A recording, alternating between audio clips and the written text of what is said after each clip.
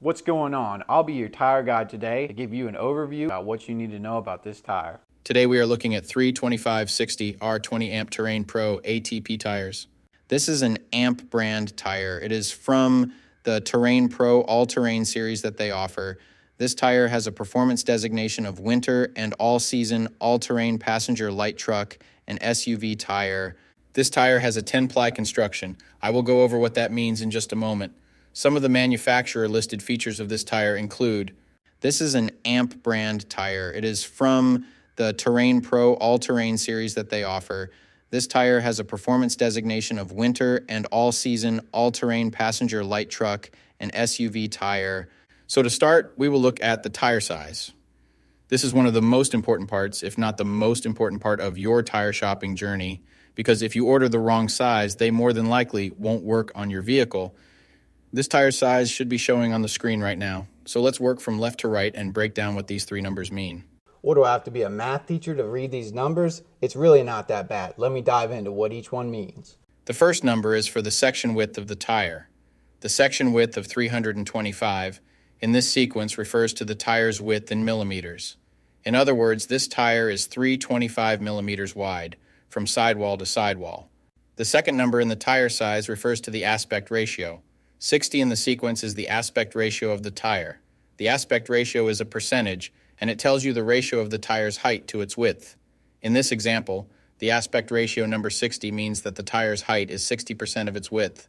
The third and final number of your tire size refers to the rim size or diameter. 20 is the diameter of the rim this tire will go on. The rim size of 20 in this scenario indicates that this particular tire would fit a rim with a 20-inch diameter. Keep in mind, this number is not negotiable. Unlike the first two numbers, you can't upsize and downsize this part. The only time this number will be different is if you are actually changing the size of your rim.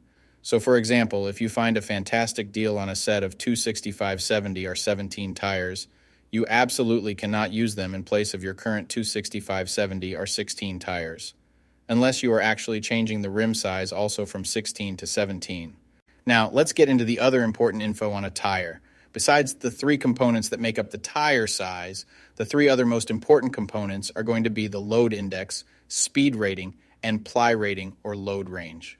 I know. 33 this, 285 that, 121, load range E. What the heck does it all mean? Let me explain that to you right now. So this is where it gets a little more tricky.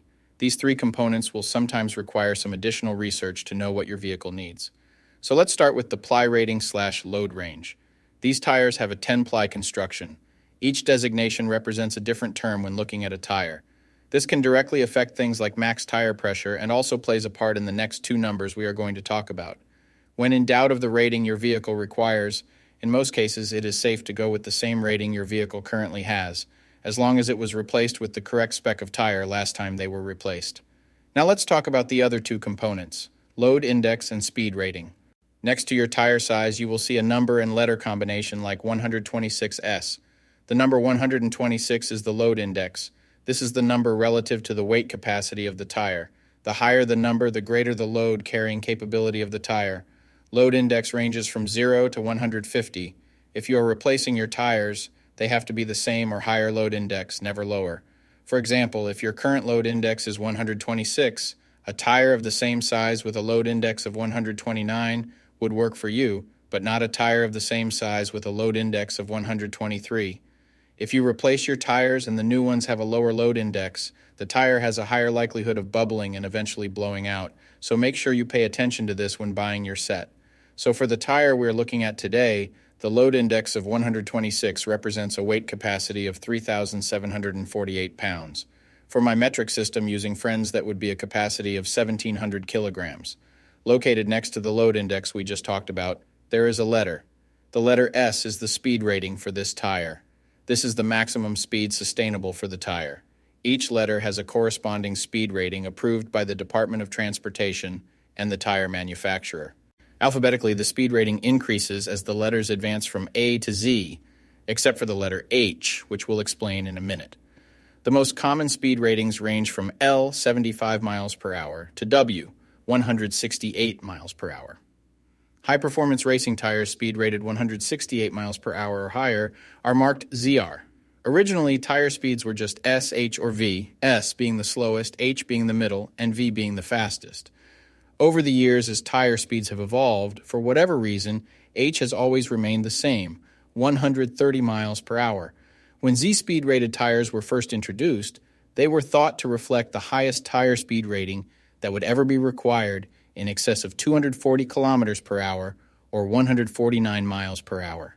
While Z-speed rated tires are capable of speeds in excess of 149 miles per hour, how far above 149 miles per hour was not identified. That ultimately caused the automotive industry to add W and Y speed ratings to identify the tires that meet the needs of vehicles that have extremely high top speed capabilities. So the speed rating of S in the case of this tire means that this tire is rated for speeds of 112 miles per hour or 180 kilometers per hour.